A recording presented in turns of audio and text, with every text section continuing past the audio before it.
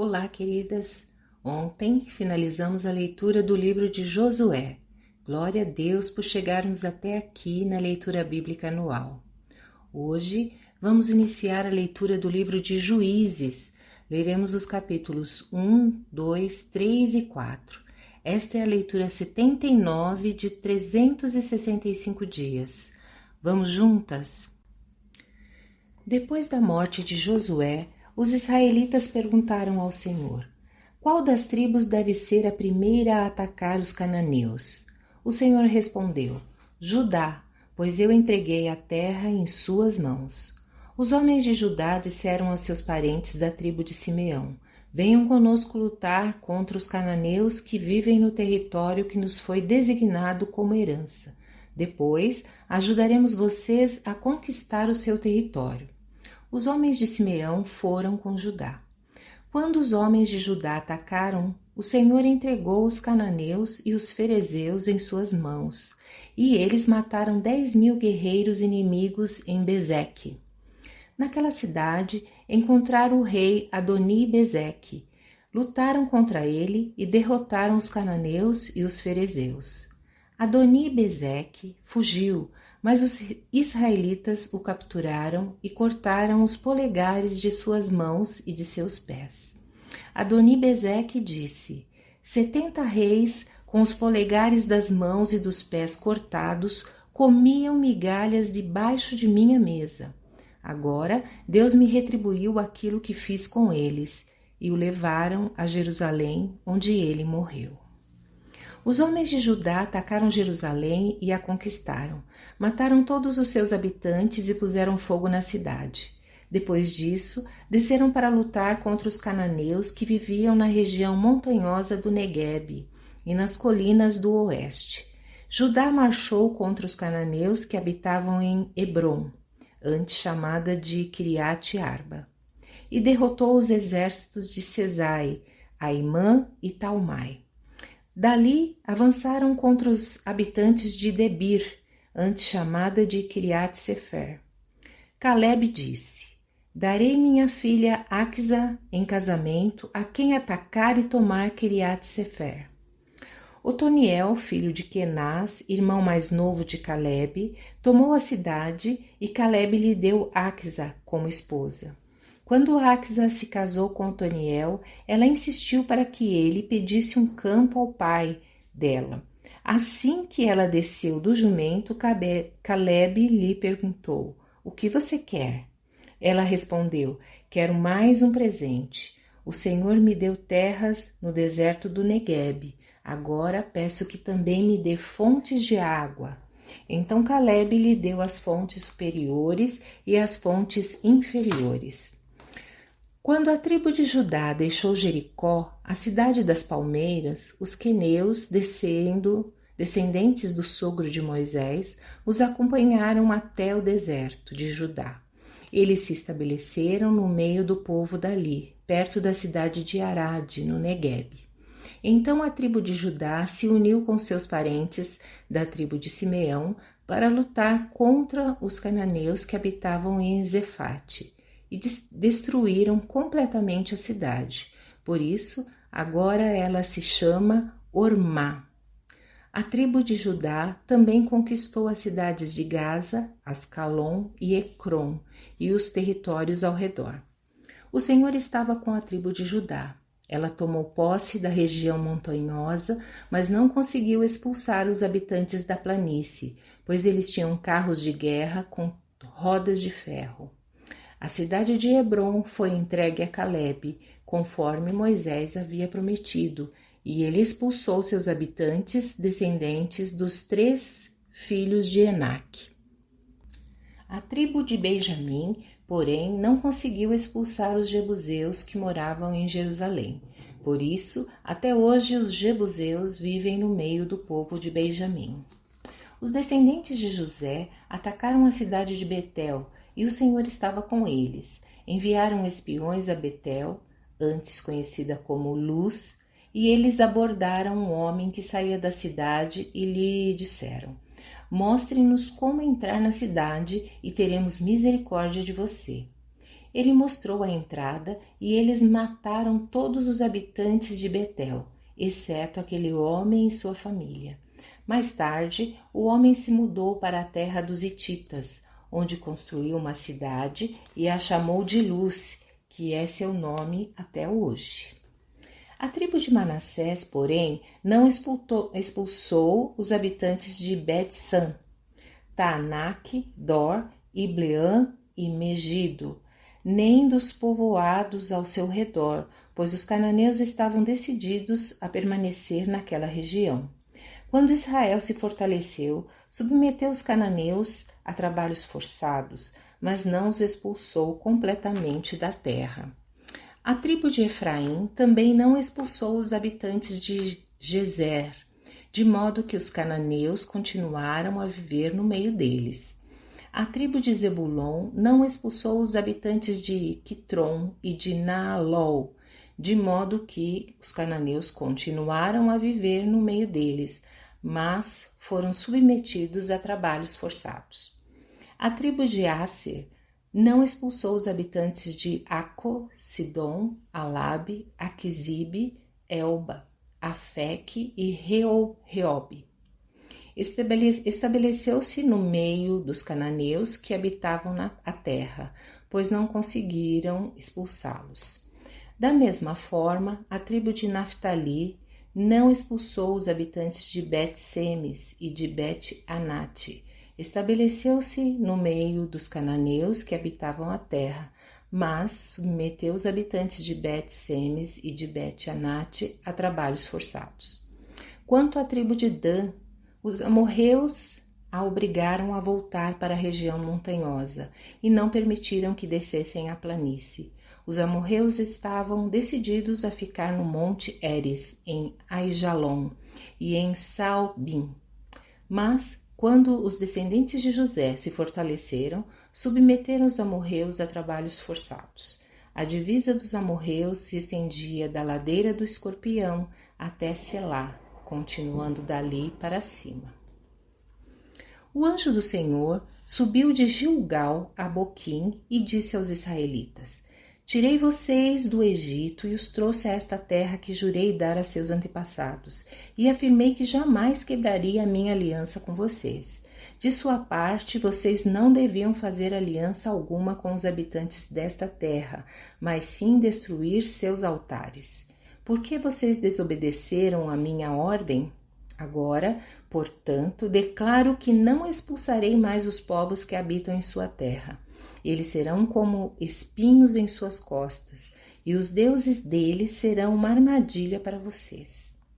Quando o anjo do Senhor acabou de falar a todos os israelitas, o povo chorou em alta voz. Por isso, chamaram aquele lugar de Boquim, e ali ofereceram sacrifícios ao Senhor.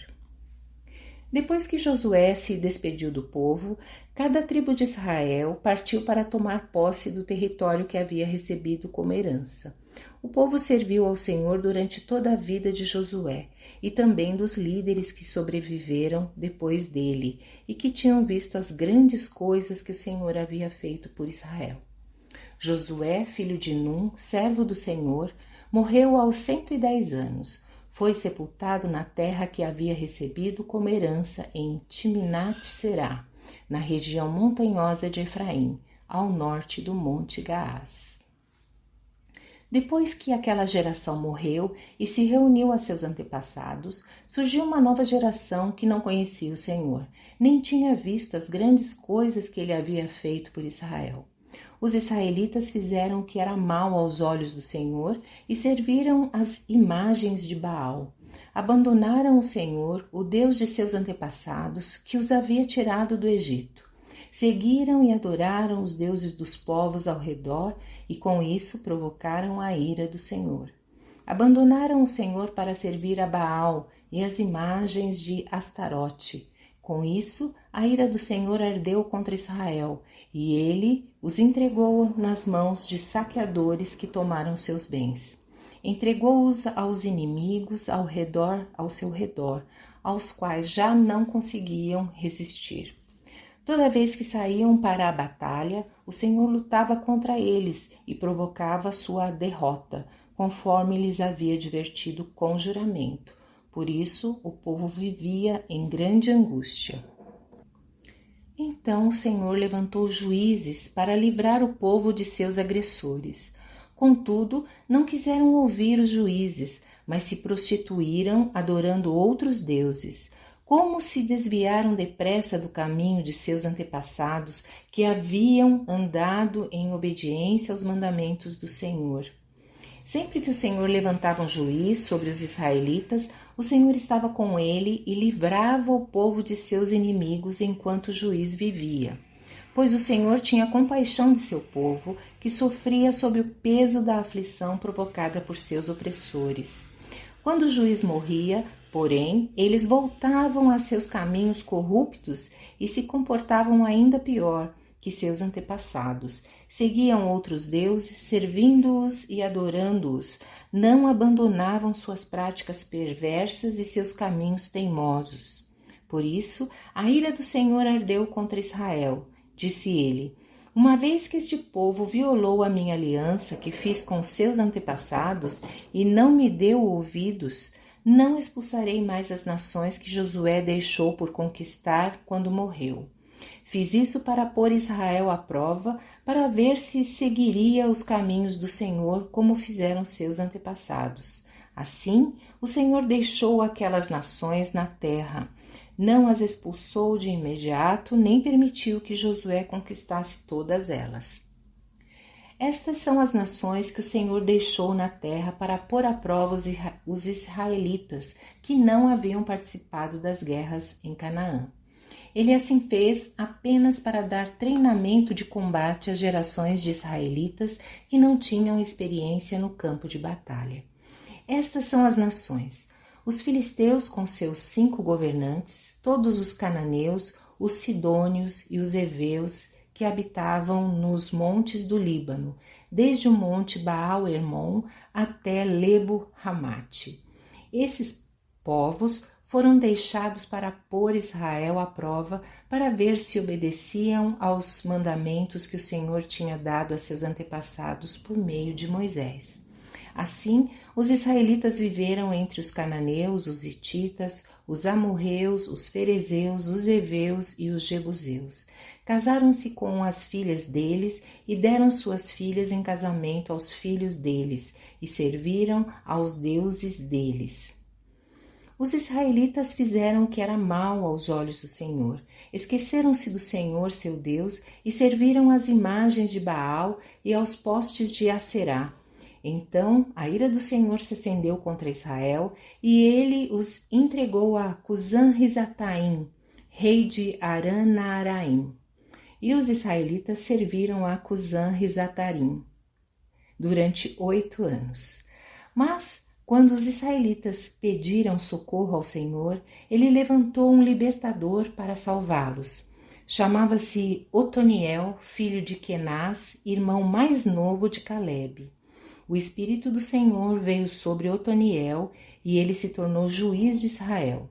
Otoniel guerreou contra Cusã-Risataim, rei de Arã, e o derrotou, pois o Senhor o entregou em suas mãos. Houve paz na terra durante 40 anos, até a morte de Otoniel, filho de Kenaz. Mais uma vez, os israelitas fizeram o que era mal aos olhos do Senhor. Por isso, o Senhor deu a Eglon, rei de Moabe, poder sobre Israel. Eglon se aliou com os amonitas e os amalequitas, atacou e derrotou Israel e conquistou Jericó, a cidade das palmeiras. Os israelitas serviram a Eglon, rei de Moabe, durante 18 anos. Mas, quando os israelitas pediram socorro ao Senhor, ele levantou um libertador para salvá-los. Chamava-se Eude, homem canhoto, filho de Gera, da tribo de Benjamim. Os israelitas encarregaram Eude de entregar o tributo a Eglon, rei de Moabe. Eude fez um punhal de 2 gumes com cerca de 40 centímetros de comprimento e prendeu a arma à coxa direita, onde ficou escondida debaixo da roupa. Levou o tributo a Eglon, rei de Moabe, que era muito gordo. Depois de entregar o pagamento, Eude partiu com os homens que haviam ajudado a carregar o tributo. Quando Eude chegou aos ídolos de pedra perto de Gilgal, deu meia volta, apresentou-se diante de Eglon e disse: Tenho uma mensagem secreta para o Senhor, ó rei. Eglon ordenou: Não fale ainda, e mandou todos os seus servos saírem.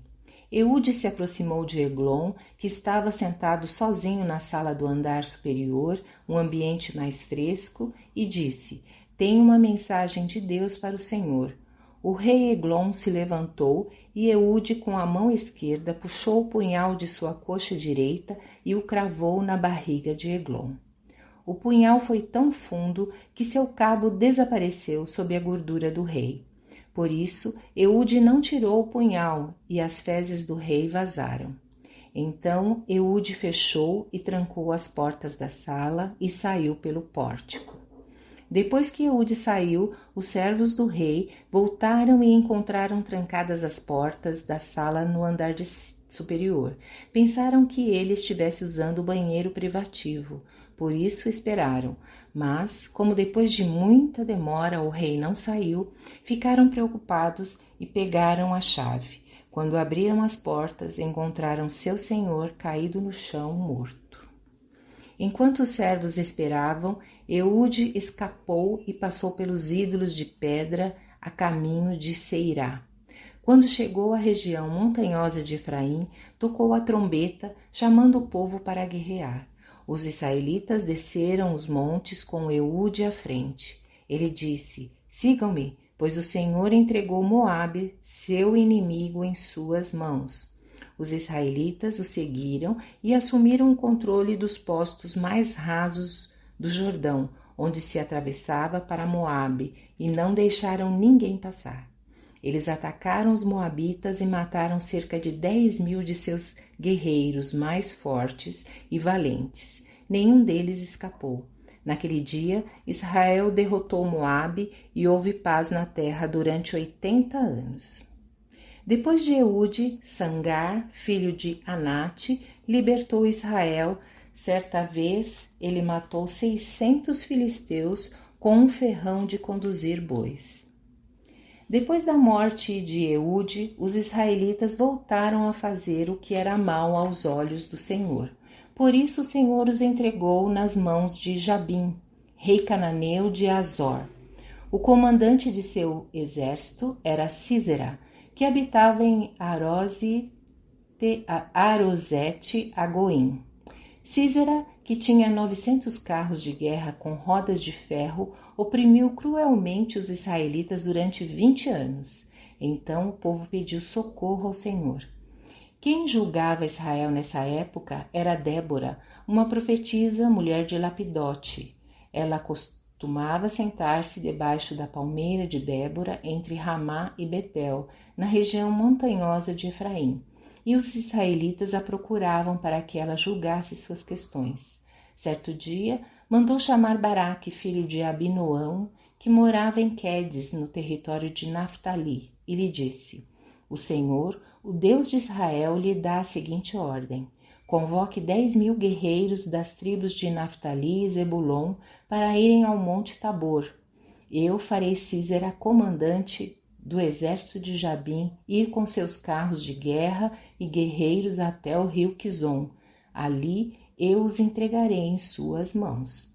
Baraque disse a Débora: só irei se você for comigo, senão não irei. Débora respondeu: está bem, eu irei, mas você não receberá a honra nesta missão, pois o Senhor entregará Sísera nas mãos de uma mulher. Então Débora foi com Baraque a Quedes. Ali Baraque convocou as tribos de Zebulon e Naftali, e 10.000 guerreiros subiram com ele. Débora também o acompanhou.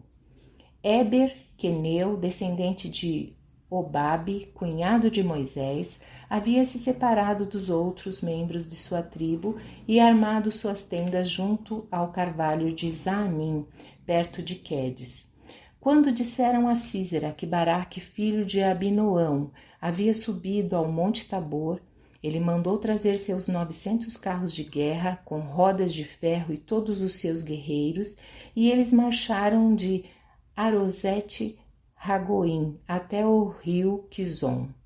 Então Débora disse a Baraque: prepare-se, este é o dia em que o Senhor entregará Sísera em suas mãos, pois o Senhor marcha adiante de você.